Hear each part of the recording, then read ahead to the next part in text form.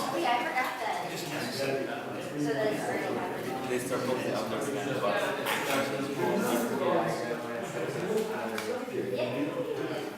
Hours, 20 years of that assumption to teach you information.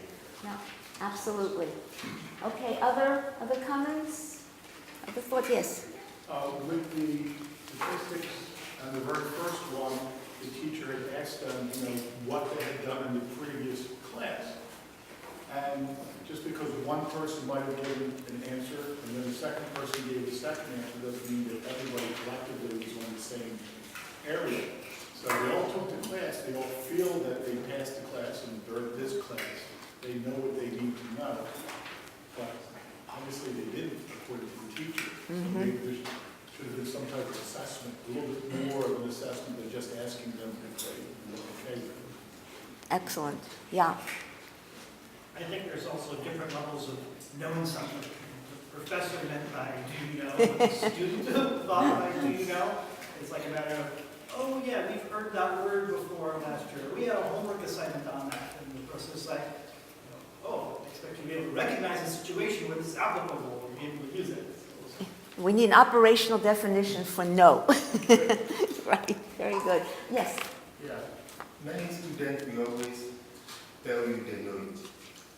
In a class, if you ask them, do you have an idea about this? They will always tell you yes. At least like about 40% of the class. But if you probe deeper, then you will know they don't really understand it. So I think it's always a good idea to go like 2-3 steps out. Okay, if you know this, then how do you think it relates to that? Then you will really see that they don't understand. And granted, after like 3, 4, 5 months about learning a topic, even if they know it before, students always seem to have, forgotten. So it's always good to go back. Great. Yeah. Okay, someone who hasn't gone yet? Yeah, so being from somebody from decision science, so generally you ask students what they know about some kind of statistical stuff. Generally they give you a list of what they've taken before because they know I've been in this class before. And some of them have good experience, some of them have bad experience. So the one that has good experience might think they know it. And say, oh, I know everything in it. And the one with the bad experience is like, oh, I don't want to deal with this because you already have like a previous situation that is very, very hard to deal with. And lastly, there are some other things. Like, once someone says, oh, I know it, like the other rest of the group, because some students feel shy from not wanting to be like, oh, I don't know it. So everybody says, oh, I know it too. Peer So pressure. Peer pressure, so that everybody is like, okay, we are all on the same page. And the professor assumes that they all know it, not knowing the level of the understanding of each one of them. And I think a way the professor can kind of overcome that is kind of not give them like a problem to solve, just kind of maybe pass on a random, simple question on the concept, kind of now see which part of the class kind of understands that concept before handing them maybe like a big work to kind of let them take little baby step and see how much they plan Really? in it before. Good. Okay, anybody else? So I think we started hearing some strategies. So what are very specific strategies that you would recommend? Very specific. Yeah. So I work with Daniel King. He's my advisor. The way he teaches class is that he uses clickers. So he adds, let's say if he thinks that the entire class is going to teach something, is going to learn something. So he would put a question using clickers, and he would add 2 or 3 questions following that questions according to how students perform. So let's say he introduces the concept of what is matter. The first question would be, do you understand what is matter? And he would ask the entire class to use their clickers to understand, to see what the performance was. If he sees that it was over a certain percentage, he would skip the next few slides. But if there is a misconception, he would go over, or he would ask another question that could lead to to erasing those misconceptions that were gathered the first time. Yeah, very effective. Any other strategies? Yes. Well, my professor recorded some small videos and require students to see it before the class. Then they send email 1 week, even 2 weeks before the class to the student to ask them to watch these videos and then prepare for the class. And the video covered the most basic things in this class. Okay, so you're getting the basics covered even before. Okay, good strategy. How do you know that the students are actually watching the video? Oh, that's a good question. You may ask them, okay, may tell them, yeah, I will have a small quiz. Oh, there we go. Before the class. Yeah, okay. I think you had a hand up there. Second to that, I think it's very important to take some graded and non-graded quiz once in a while. So I mean, when you give them non-graded, they don't get stressed, but they have a practice of writing them down and themselves personally judging if they know or not. If it's graded, like sometimes once in a while you should make it graded because they will like lose the interest or. I like that idea. Yeah. Yeah, I think that's good. Okay, yes? As far as students watching the video before class or reading the book or anything, I think it's important to note that you don't, most of the students don't really come in as a blank slate, right? They know things or think they know things already. And what I found is the best way to fix it is to break their misconceptions. Give them a scenario where you say, okay, let's take your idea and run with it. To apply to the situation, is that what we get? And if the answer is no, why? What changes? And how can we actually describe this? So taking their misconceptions and saying, and showing them that it's wrong rather than just telling them. Or trying to write over it with something that you say is right. Because then they also get to experience it and add it to their own worldview rather than just conforming to yours. Makes sense. Yes? Last term that I choose a course is not in my major, but before the class began, maybe about 2 weeks, the professor sent us an email that asked us to do the homework 0 on the beginner. That's because this class has a requirement that you must choose some course before. Maybe you have to choose some basic course that you can choose this in hospital course. And in case that we didn't know some basic concept, he asked us to do the homework 0 to see whether we know some basic concepts of this course. And he gave us some feedback to tell us, is this concept you think is wrong or if it's right? And based on the feedback, we know whether we know this concept or not. Okay, sounds good. All right, why don't we take a look and see what they came up with? So, first question, how does students' prior knowledge affect their learning? So prior knowledge, I have knowledge twice, so it plays critical role in laying groundwork for new learning. Gaps and insufficiencies may not support new language, so I think somebody mentioned that there are these gaps. And prior knowledge applied in the wrong context can hinder learning, distort students' understanding, and interfere with incoming information. So students may make faulty assumptions or draw inappropriate parallels. So I think basically you covered that. What can we do to ensure that we use this knowledge in a positive way? Well, assess. Assess what students know in order to build on accurate and relevant knowledge and fill in gaps. Help students recognize when they are inappropriately applying prior knowledge and help revise inaccurate knowledge. Okay, strategies. Administer a diagnostic assessment. Have students assess their own prior knowledge. Use brainstorming to reveal prior knowledge. Ask students to make and test predictions. So I think we heard some of these suggestions. Ask students to justify their reasoning. Use exercises to generate students' prior knowledge. Explicitly link new material to knowledge from previous courses, perhaps your own course. Use analogies and examples that connect students to everyday knowledge. And provide multiple opportunities for students to use accurate knowledge. Very often we only give them one opportunity. Okay, so any comments or questions about the strategies before we move on to the next principle? Make sense? Do we do that? Do you do that?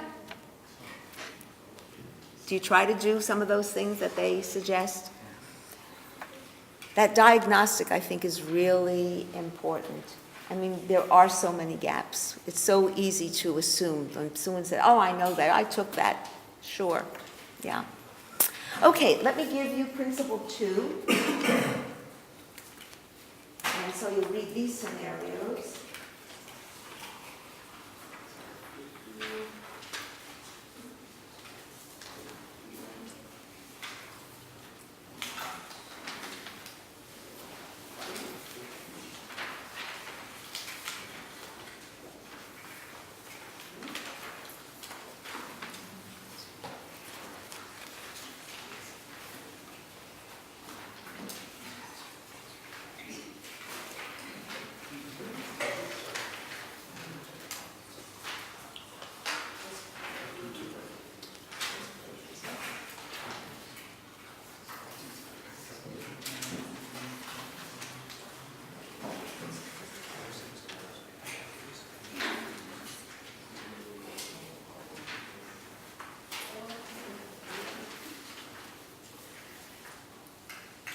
Did everybody get a copy of the scenarios and then the questions?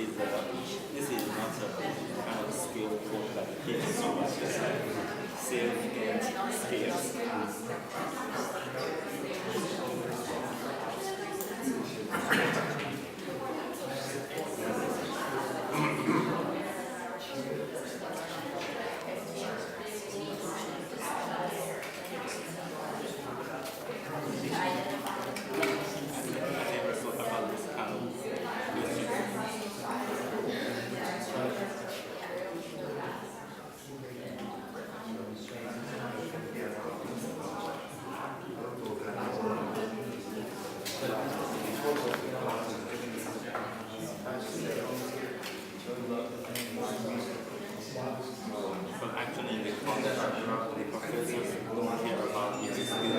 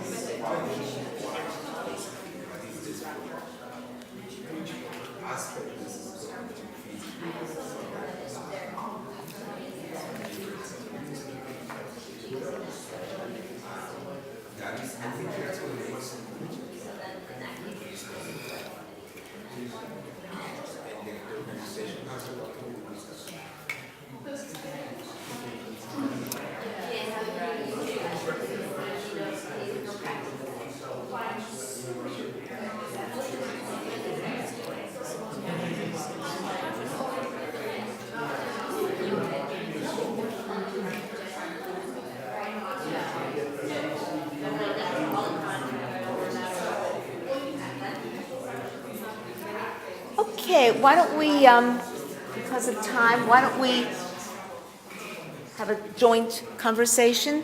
So how does the way students organize knowledge affect their learning? And based on those two scenarios, we see there are issues, and the principle is how students organize knowledge influences how they learn and apply what they know. I mean, it makes sense, right? It's not rocket science. So how would you explain it? Has organization ever been an issue for you? Has it been for students that you've taught? I think students' style of learning impacts their organization ability, and also if the course suits their way or style of learning, then they will be able to organize the information or knowledge obtained from it easily compared to students that there's a mismatch between their way of learning or style of learning and the course offering. Mm-hmm. Yeah, absolutely. Somebody else?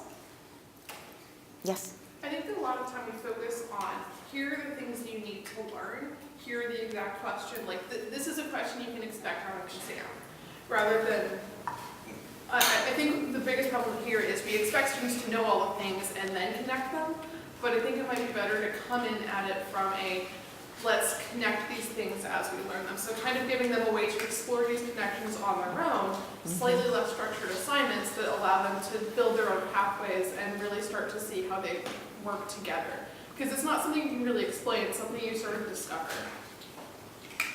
Yeah. You mentioned the first one with the paintings, and what worked for the teacher specifically says, once you categorize a work according to these groups, it should be fairly easy to remember.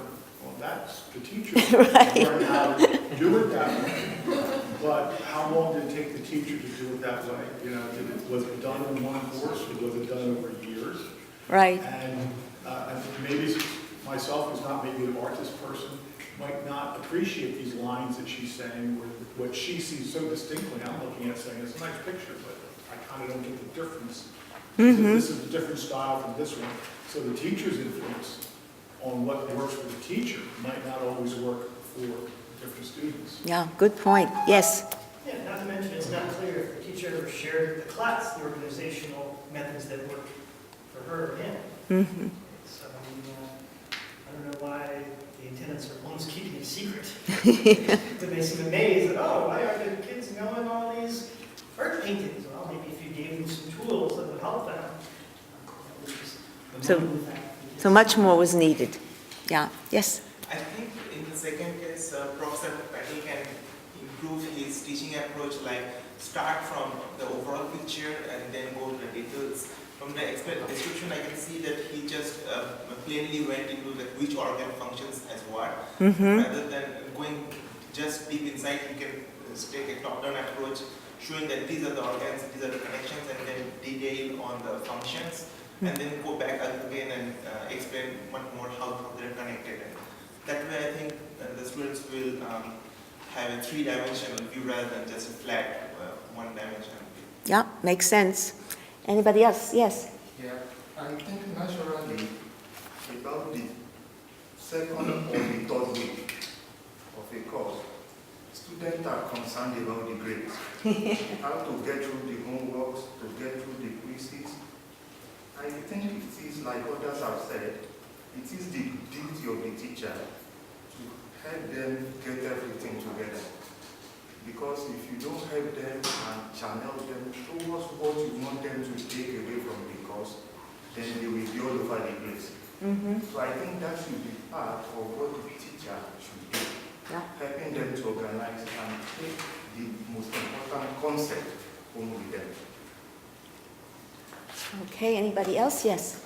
I think many organization begins to define objectives, goals. What are the goals of this activity or this class? What could be the most important? That's the goals. And the objectives could be something that is at the second level of that, more specific, more detailed. And also, what are the practical results of the activity? What are going to be the achievements at the end? Or the skills that are going to be developed? What supposedly you are expecting that the person that takes this class is going to be able to do at the end of that class? Very important. Okay, let's take a look and see what they came up with. So, how does the way students organize knowledge affect their learning? Knowledge organization that includes connections based on meaningful features are effective in supporting learning and performance, something that I think is kind of obvious. What do students need to know about organizing their knowledge? Effective knowledge organizations are well matched to the task. That's something we need to consider. Important relationships and connections need to be made among the pieces of knowledge one is learning. As you said, it's our job to make those connections, not just here, to bring those together. Okay, strategies. Create a concept map to analyze your own knowledge organization, then analyze tasks to identify the most appropriate knowledge organization. Provide students with the organizational structure of the course that was mentioned. Explicitly share the organization of each lecture, lab, or discussion. Make connections among concepts explicit, so you're constantly helping them learn how to organize. Use contrasting and boundary cases to highlight organizing features. Explicitly highlight deep features and connections among concepts, and encourage students to work with multiple organizing structures. And I think, ask students to draw a concept map to expose their knowledge organizations. Use a sorting task to expose students' knowledge or organization. And monitor students' work for problems in their knowledge organization. So I think it all sounds very obvious, but I don't know that we always do these things. And sometimes we need to take them through these steps, and especially if students come from different cultures. I know in my field, which is English and writing, we know that students from America, they know get to the point right away. From other cultures, it's beat around the bush, and then we get to it. So if you're teaching in America, we have to make it explicit what the organizational pattern of most Americans in writing is, and this is what's expected, you see? So I'm sure this definitely applies to each of your disciplines. So any questions about Principle 2? Well, we have time for a third one? Yes? We'll go for it. Scenarios. Should I have one of those machines that was just, I'll just give you a few to take. Oh, yeah, I know, I have this. Oh, okay. I didn't see it there. Not Oh, you keep it there? I'm keeping it there. I put up my lemon in the house. I know it's there. Just to, Yeah. See, guys with big feet, we need steps, so that's pretty working.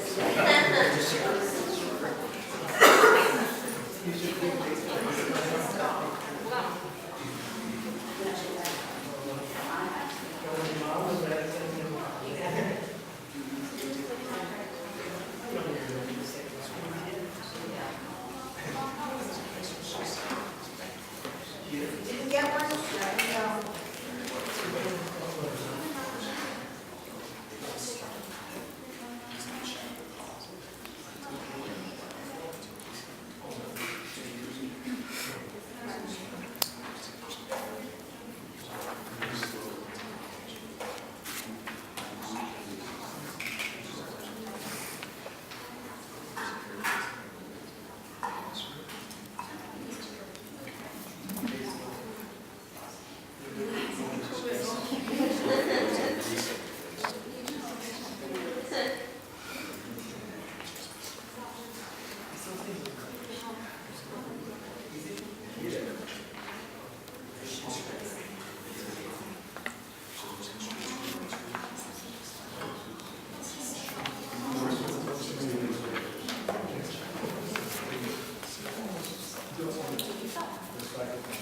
The third is my favorite. So.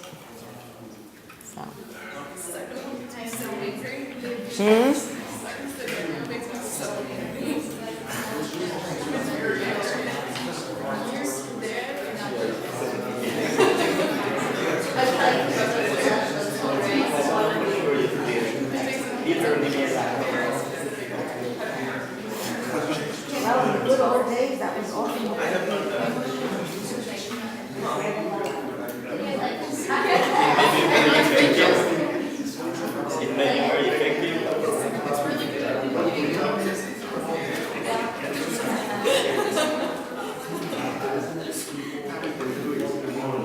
Obviously, back then, this guy, this professor.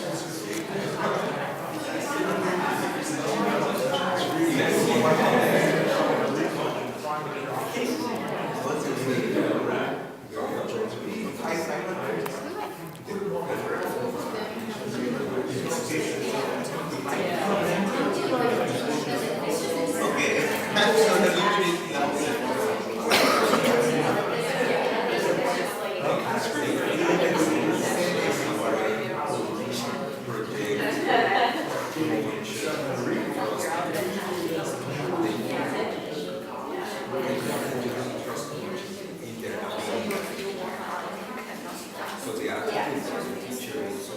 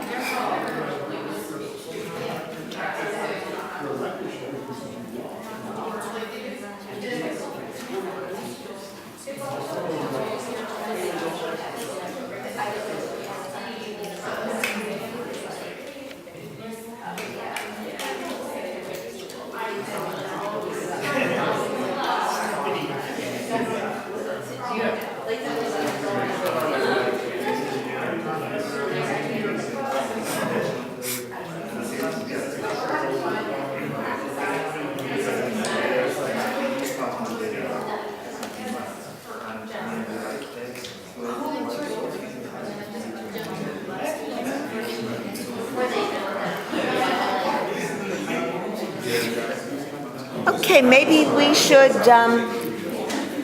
share as a group. So the first question, what factors motivate students to learn? Because the principle number 3, obviously students' motivation generates, directs, and sustains what they do learn. Okay, what they do to learn. So what factors motivate students to learn? Yeah. Okay. Okay, well, I think it's a lot of it has to do with applicability to their own life and their own goals. So like if they're taking a class for their major, having some sort of context of how that fits into their, daily life after college or in grad school, what kind of research they're going to do. Or if it's something, even if it's like a general core class, like the philosophy class, like relating philosophy to your life or like to political policy or something that they can relate to besides like an ancient text that they have no. Absolutely, yeah. And you wanted to say? To me, it's like there are two factors that to me personally, I think is first is useful. The other thing is fun, and I feel that something is fun when it's useful when I learn it. So those are the only two factors that I think.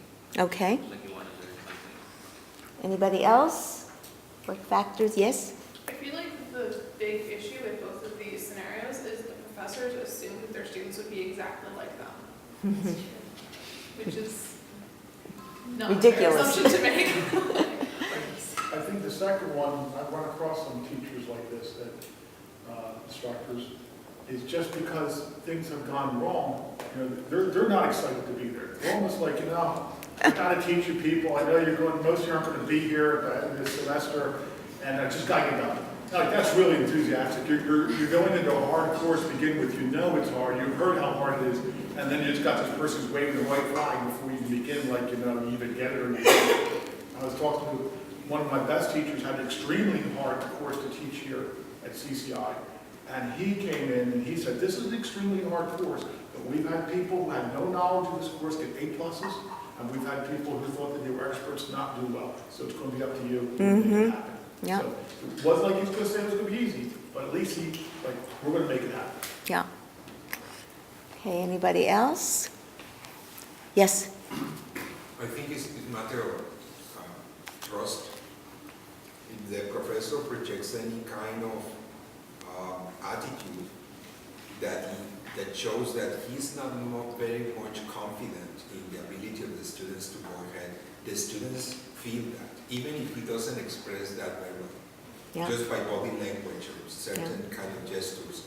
The student feels that the professor is thinking that we are like inappropriate for his Yeah, it's the self-fulfilling prophecy, for sure. Okay, all right, and the next question, so what factors can diminish students' motivation? One, thinking the professor doesn't believe in us.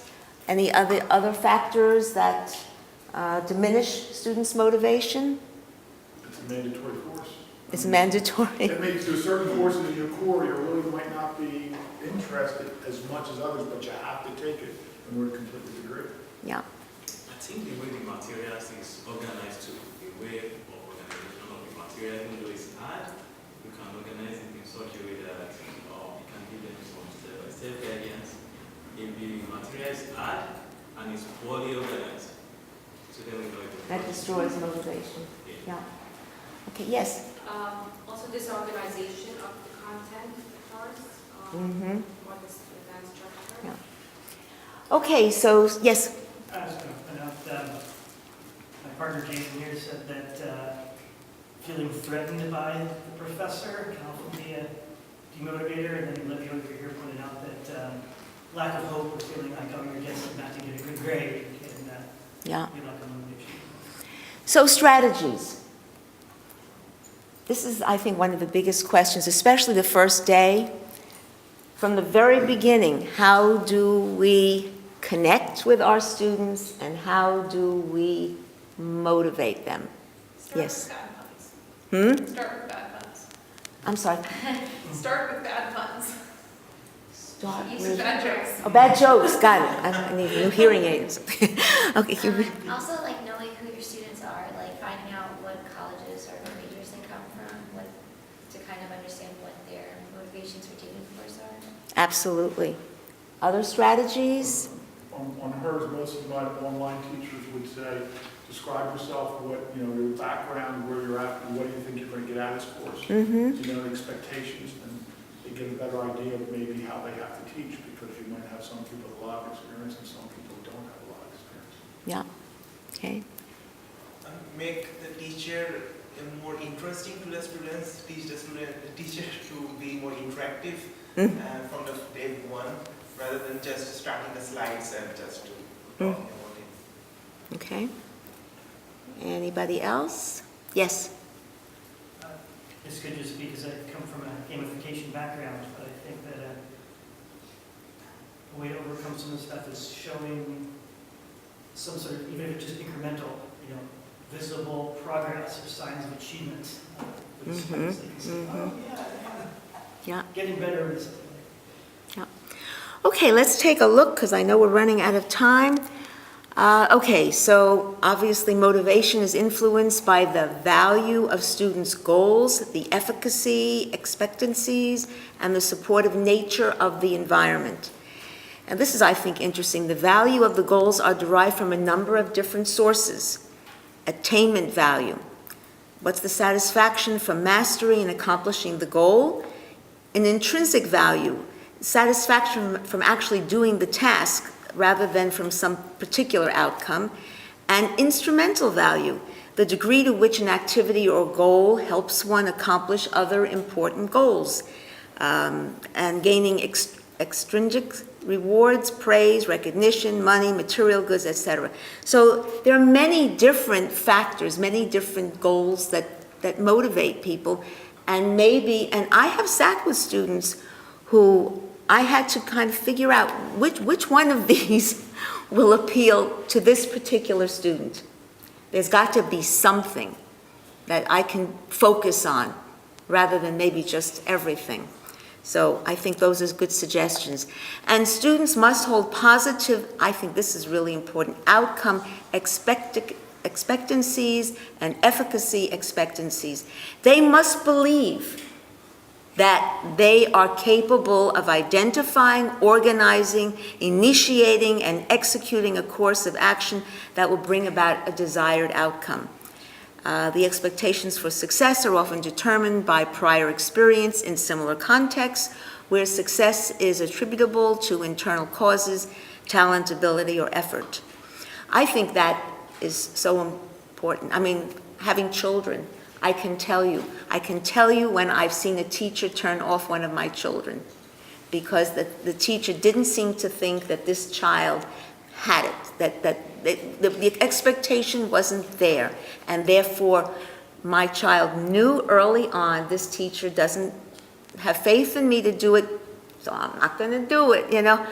I can't do it. If he doesn't think I can do it, why should I think I can do it? I think that is so important, and as a teacher, we have a tendency to give mixed messages, and we have to be very careful about those messages. And perceptions of the environment affect the interaction of values and expectancies. Motivation is enhanced if students perceive the environment as supportive, and I think that is very important. Okay, what factors diminish students' motivation? Well, if any three of these is lacking, the interest in the goals, confidence in the abilities, and a supportive environment, if any one of these is weak, that can destroy the success of a student, I think, in a class. Okay, strategies. Connect the material to students' interests. You can't always do that, but we try.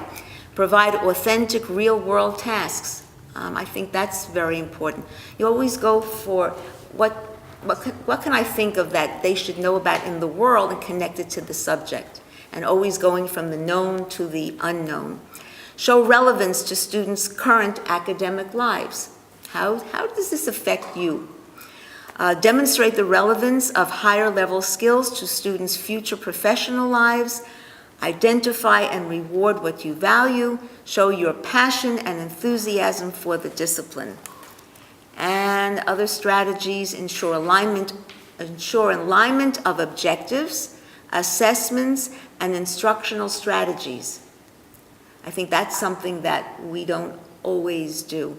You know, what are the learning outcomes they're supposed to have? Okay, make sure that's clear to them. Make sure the assessment. So for example, if I'm teaching a class in public speaking, and if I give them a test, a quiz where multiple choice, that doesn't make sense. It should be that they have to give a presentation. So here's the content on giving a good presentation, and now this is what I'm expecting of you. And it's not something they can just check off on a piece of paper. Identify an appropriate level of challenge. Review the syllabi of courses that precede yours. Provide early success opportunities. I heard that here earlier. Provide rubrics. We didn't talk about that, but that's the big thing, and there's a reason for it. It helps students see what's expected of them. And when they're not doing well, you can pinpoint the areas. And provide targeted feedback, timely and constructive, their strengths and weaknesses and suggestions for future action. And I strongly believe that if a student comes to you for an office hour, and it's not the very last day, they should leave your office with a plan, how they can improve. There should be targeted feedback. They should understand exactly from the very beginning where they're having a problem, and also how they, in particular, not just the class in general, can succeed. There's got to be a hope. There's got to be a plan of action. So I think that's, well, we just have a few more. Be fair, okay? Educate students about the ways we explain success and failure. Describe effective study strategies. Provide flexibility and control. And give students an opportunity to reflect. So, any comments, questions? Again, I don't think there's anything revolutionary here, but I think we often forget certain things. We get so busy. So I hope that this helped you start thinking about some things that you may not be thinking about, and spend a little bit more time on the root of the problem, not just curing the symptoms. So I have handouts for you. I didn't expect you to take notes. Feel free to read through. I think I even have an extra one in here. I'm not sure. I originally was more ambitious, and I realized you only had an hour.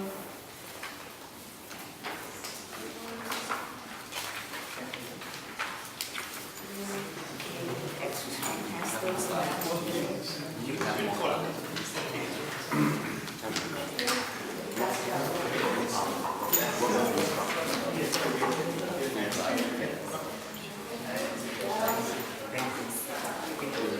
Also, while before you leave, if there's anybody here who might want to help with